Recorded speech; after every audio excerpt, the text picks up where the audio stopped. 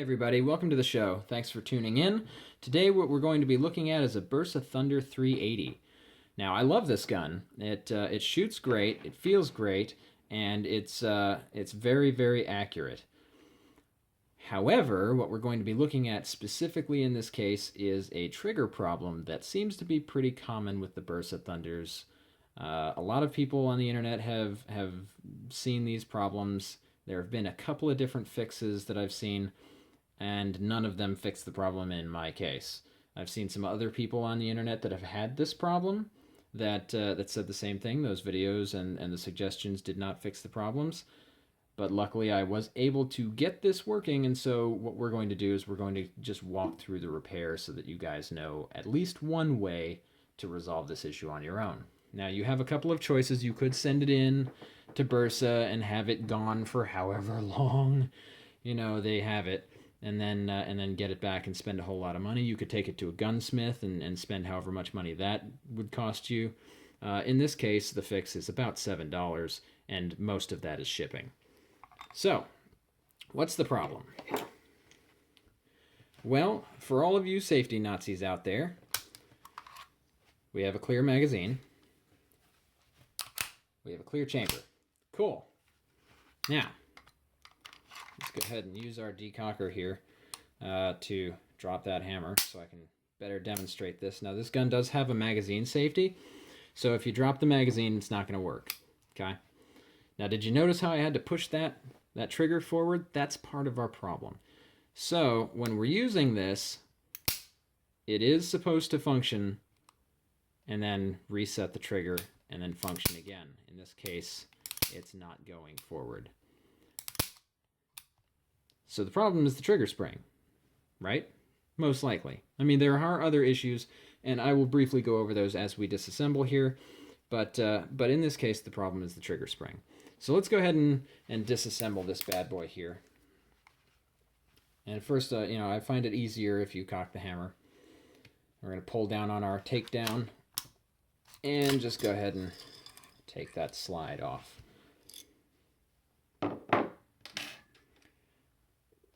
Then we're going to go ahead and remove the grips. Now, a little background on this problem. We got this gun. This is actually my wife's gun. I'm sure you couldn't tell. And it shot fine. It was perfect when we first got it. We put about 150 or so rounds through it without a single malfunction. Then I went to have it Cerakoted, which is where all the designs came from. Now, the grips here, the rubber grips came with it. It was the breast cancer edition. And you'll notice that these are kind of a clamshell rubber grip. And I like these. I think they feel good. When I got it back, it was having the issue. Now, I sent off for a trigger spring, and I got a new trigger spring, and I put it in, and it worked.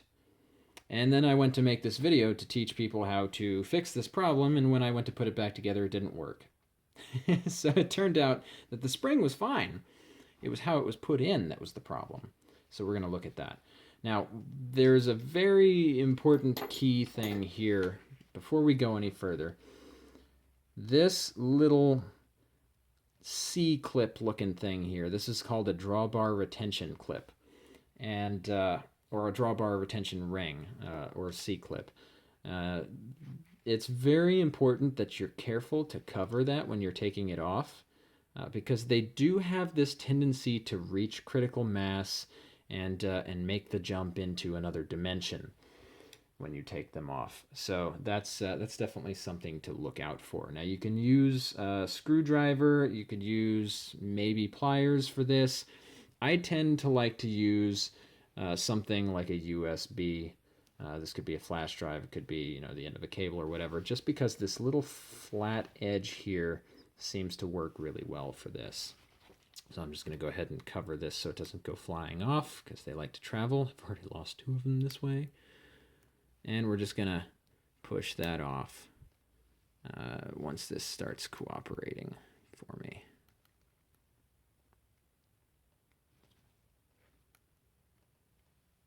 Okay, doesn't look like it's going to work today.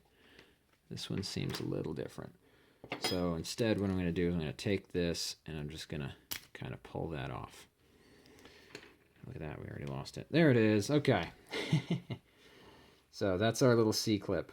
Now you can get these on Bersa for about, I want to say $2, and then it's like $3 shipping, so it's not that big of a deal. It does take them usually about a week or so to get it to you, so there's that. And then we have our washer here. Now, I'm going to go ahead and take the magazine out just to make things a little easier. You probably should do that anyway.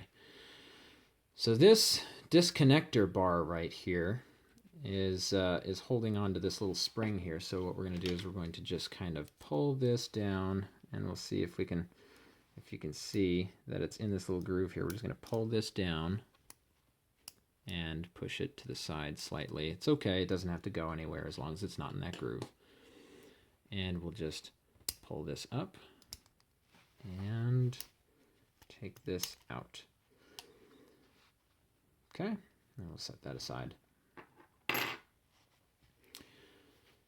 The next thing that we're going to need to take out to access the trigger is the magazine release. And that's basically just pushing in this screw here, rotating clockwise until it doesn't pop out anymore.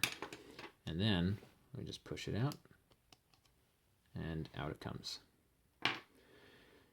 I very strongly recommend that you have a set of punches for this process because it makes it a lot easier. The next thing that we're going to need to do is remove the trigger pin, which is right here. Okay, we'll set that aside as well. And then we can just pull this right out. Now I'm going to try to show this to you guys and see if we can get a clear picture of this. I'll move these lights so that we can see this a little better. Okay. You notice here, let me grab a tool here to point this out. You notice right about here, the spring is kind of pushed up and away. That's how you know it's not in right. Okay. There's this little groove right here, and you see that there's nothing there. That's the problem. So let's go ahead and take this out. We'll use a punch to remove this little cylinder here that's holding the spring in place. Let's see, is this the right size? Yes. Okay. And we'll cover that so it doesn't pop out. So let's look at this spring here. We've got a short end and a long end. And the long end goes toward the front of the pistol, and the short end goes towards the rear. That's supposed to fit like so, so that this small end is laying on this little lip right here. Okay. So let's go ahead and do that. Let's put that in. So what we're going to do here is we're going to start with this spring. And what we want to do is we want to take this small end and keep it flush with that end there.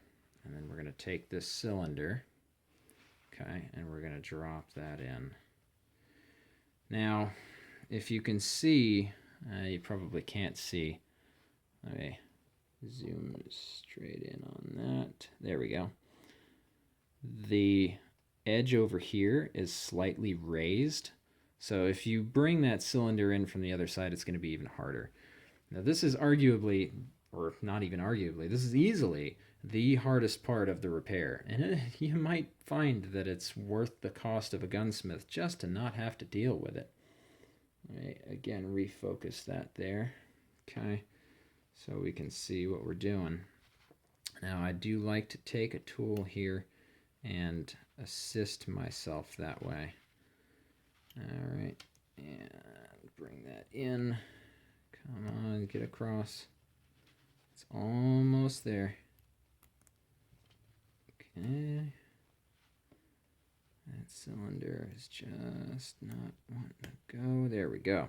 Now, you want to make sure that you've got that finger on the other side, or this cylinder will pop out and you will get frustrated to no end. But as you can see now, the difference, let's move our lights again. You can see now the difference that little end is sticking out. Okay? That's the important part. Now, it's not flush. We just started with it flush so that we could get that where we wanted it. I'm going to go ahead and move this over here so we can see. Let's zoom in on that. Okay, so you can see that it's sticking out here. Okay, we just started out with it flush to make it easier to get it in there. Okay, if that goes in under here, you have to start over. And I can't tell you how many times I've had to try to put this in order to be able to get this where it's supposed to be. But I can tell you that it was really frustrating. However, if you can get past the frustration, it does tend to bring down your repair costs considerably. So let's go ahead and put this back together. So we're going to start with the trigger, obviously. Now, there is a little groove in here. Let's zoom in on that. You can see this groove right here. You see that? Okay, so that is where the long end of this spring is going to go. And we want to make sure that it actually gets in there. Because if it doesn't and it pops out, you're going to have a heck of a time getting this thing back out of the gun in order to reset it. So don't try to pull this until you get your pin in. Let's go ahead and zoom out just a tad here so we can see, not that much. So we're going to take our trigger pin and we're going to just push that through the hole here. And we need to line that up. Okay. And just push that in. It goes in pretty easily. You shouldn't need a mallet or anything for that. If you do, I definitely recommend getting like a rubber mallet or a plastic mallet or something like that. I just don't like hitting these things with metal hammers. Okay, so we got that in, and you can see it has much more springiness than it used to. Now we'll take our magazine release here, and we're going to put that back in. And this is exactly the opposite, so we're going to push this in and go counterclockwise. Pop that out. Come on, zoom in. There we go. Counterclockwise, pop that out. And now it's flush, so we're good. Okay. Good. Now this part gets a little tricky,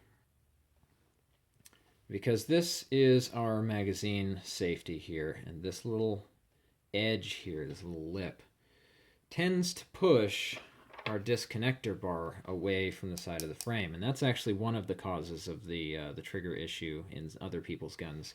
Is this little pin right here works its way out in that direction, pushes up against this, and locks it up. Not the case in mine, and I've seen somebody who sent it back and basically Bersa put some divots in here to tighten up the metal. Personally, I would think some Loctite would fix that up just fine rather than banging some stuff into there. But you know, that's just me and my unwillingness to part with my gun for that long. Okay, so basically we're just going to go ahead and put this back in. Now you will have to move this spring out of the way so that we can get that in there. And just fit that in the hole in the trigger. Okay, and push up on our magazine safety here so that gets out of the way. Okay. There we go. And it's flush. And then you just pop that spring back in there. Okay, so we're going to put our washer back on now. And this guy, the interdimensional traveler. Be careful on this part too, because they do have a tendency to make travel arrangements into dimension Y, even when you're trying to put them on. So I'm just going to take this screwdriver here and I'm going to, or even better than that, I'll take my my needle nose pliers here, and I'll just put one end on that and the other end here, and it is in place. Okay, so basically what I did was I put the bottom end on this post and the top end on here, and I pulled them together, and there we go. Okay, and so then we're going to throw this in here because that just makes things a little easier. We'll take our recoil spring, throw that on there. Let me zoom back out here so you guys can see everything. We're going to use our takedown lever. Just go ahead and slide that in there. Okay. Now this is where things get a little tricky.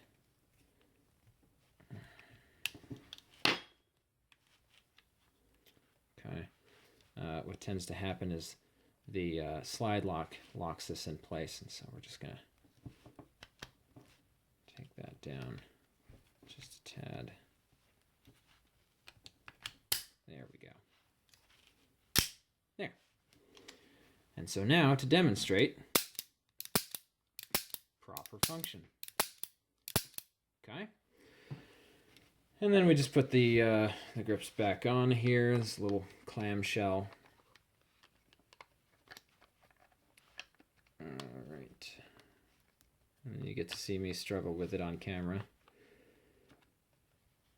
Just a tad. All right. There we go. Put our screws back in.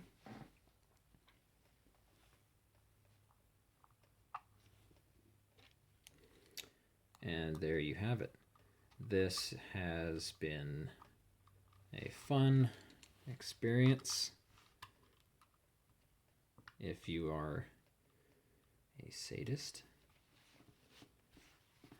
And now you have a fully functioning firearm. Now, in my case, there was nothing wrong with the spring. In your case, there might be. And you can also get the trigger spring from Bersa. Bersa.com, and get that mailed out to you again. It'll probably take about a week and a half. I would probably just proactively get yourself some more of these. You'll see that I have 2 spares here because they just like their travel plans. And the spring was, I think, $5 with $3 shipping, so $7 fix for one of the most comfortable, most accurate little pistols I've ever put my hands on. And then after that, it's pretty reliable. So thanks for watching, guys. If you liked what you saw, go ahead and hit the subscribe button, and I'll see you guys next time. We'll have a lot of fun. All right, peace.